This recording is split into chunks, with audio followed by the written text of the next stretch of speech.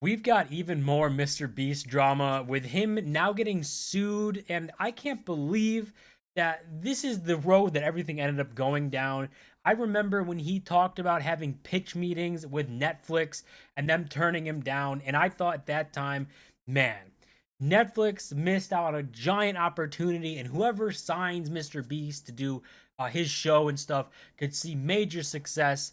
And Amazon did that, but they are getting sued now. Well, maybe not Amazon directly, but at least with Mr. Beast. This is the lawsuit right here, and the things that they are saying as part of the problems from this lawsuit are these right here, saying failure to pay minimum wages, which is crazy when you know, like, Mr. Beast, this guy with hundreds of millions of dollars, probably the first YouTube billionaire, and like this guy is not paying minimum wages. He's got liquidated damages and or for failure to pay minimum wages, failure to pay overtime, sexual harassment, failure to prevent harassment, negligent infliction of emotional distress, failure to provide uninterrupted meal breaks, failure to provide uninterrupted rest breaks, failure to pay wages promptly upon termination, failure to provide accurate and itemized wage statements, failure to indemnify for employees' expenses and losses in discharge duties, unfair business practices, false advertising. They've just got everything on this list. It's actually a super crazy list that when you think of Mr. Beast and even Amazon, like not paying minimum wages, these guys have millions and millions of dollars, just so much money that Mr. Beast gives away tens of thousands of dollars at a time just because. But with everything that's come out, all the drama that's he's been in with Dogpack and them, it's just, it's so crazy. This is the path we went down. That Mr. Beast, the YouTuber that everyone thought was going to continue being a rising star and not have any of these massive problems, it's all coming tumbling down. And for his lawsuit here, it's him and Amazon sued by the competitors. This is who brought this up. And this is a lot. This is 54 pages, but a lot of it is redacted for privacy stuff and a bunch of different things. So we'll see some of the main points that they kind of dig into here. But the competitors are the ones who filed this lawsuit saying, well, this is a spokesperson from Mr. Beast, whose real name is Jimmy Donaldson. That's Mr. Beast, told the Associated Press in an email that he had no comment on the new lawsuit. So, of course, nothing to say. That's the strategy nowadays, is anytime there's any drama, anything that comes up, just ignore it. Pretend it's not happening. Continue along with whatever your business is. And eventually, the internet might move on. That seems to be the approach everyone takes nowadays. And this here talks about the allegations here, a toxic work environment for women who face sexual harassment throughout the contest. This is the sections that are redacted in effort to comply with confidentiality provisions. So it's for privacy for a lot of the stuff that's redacted, a lot of the things that happen with women contestants. So it's just like it goes from bad to worse for Mr. Beast. Also, someone here, Mr. Beast's team, also faces new accusations that knowingly misclassified the contestants' employment status to the Nevada Film Commission in order to receive a state tax credit for more than $2 million. And that might be the biggest thing that they could get in trouble for, right? So, no one really cares when you mess around and screw over normal people. But when you start messing around with governments and rich people and millions of dollars from subsidies and stuff, that's when people start to care, and that's when you can open problems. And so this might be what actually gets Mr. Beast in trouble, is like taking on these some sort of tax credits or subsidies to, and lying about whatever the information was.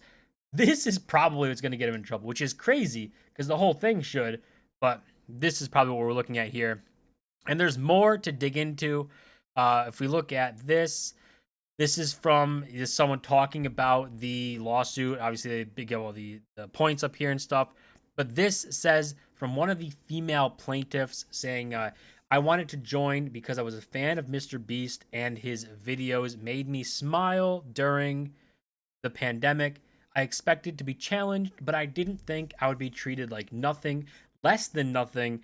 And as one of the women, I can say it absolutely felt like a hostile environment for us. We honestly could not have been respected less as people, much less employees, if they tried. So not a glowing review for MrBeast, right? The whole lawsuit, this putting these in his terms, and female, she's involved in the lawsuit, she's a plaintiff, but apparently a contestant as well, you know, joining, thinking it's going to be a fun time. MrBeast is a great guy on the internet, and when you get behind closed doors, all of a sudden he's not such a great guy, right? It's all seemingly more of an act for the camera. Obviously, you know, him and KSI and Logan Paul teamed up for Lunchly to try and sweep all this stuff under the rug so they could get away from their problems, basically, there, because they're all just in some big drama and just not having the best kind of reputation online so far. But so this obviously insane, but it goes even further to these dog pack having another type of stuff coming out, just exposing MrBeast left and right. And this is Rosina Pensino. She says that a major crew injury on the set of Beast Games, and she can confirm there are more not yet reported contestant injuries from the Toronto Beast Game shoot. Information comes only days after reports of not enough safety measures on this set. So what happened? Dog pack here says a 6x6 foot piece of this cement tower fell on a crew member a week ago. So apparently, we don't know the exact details, but this is the tower thing here, right? This is this tower that was part of the set. Apparently, part of it fell and sent someone to the hospital. Now, no one knows if it was like part of this or like if this number thing. Either way, it's mostly cement, and it sent someone to the hospital. So it doesn't really matter what fell on them. It matters that something wrong happened, right? And if all of the drama that was going on with MrBeast wasn't going on and all this stuff wasn't going out, I think a lot of people might give him the benefit of the doubt of saying like, well, accidents happen. But when you continuously have all of these things adding up, it's just not coincidences anymore, right? You don't get the benefit of the doubt. People turn against you, and that seems to be where we're at with MrBeast and all these guys. It's just, it is so crazy that this is the road that ended up going down with YouTube's golden child. Yet again, there's been multiple iterations of them, but yet again, just turning out to, you know, be not such a golden child. That's the lawsuit for MrBeast. He's under heavy fire, and honestly, maybe this actually sticks. It'll probably be something that gets settled out of court or out of a trial, probably. I don't see it, you know, going so far unless the plaintiffs or the people who are putting the lawsuit up against him actually want to do that. I think he'll probably try everything he can to settle it behind closed doors, and then there'll be NDAs so that no one can talk about it, so that he can walk away from it and kind of say, just nothing happened here. Don't worry about it. Don't look at it. It's fine. It's all settled. We settled it. And people can stop talking about it, because at the end of the day, that is all he wants is good PR, and anything bad going on, settle it and get people to stop talking about it and move on. But that's going to do it for this video. As always, do smash the button and subscribe, and I'll see you guys in my next video.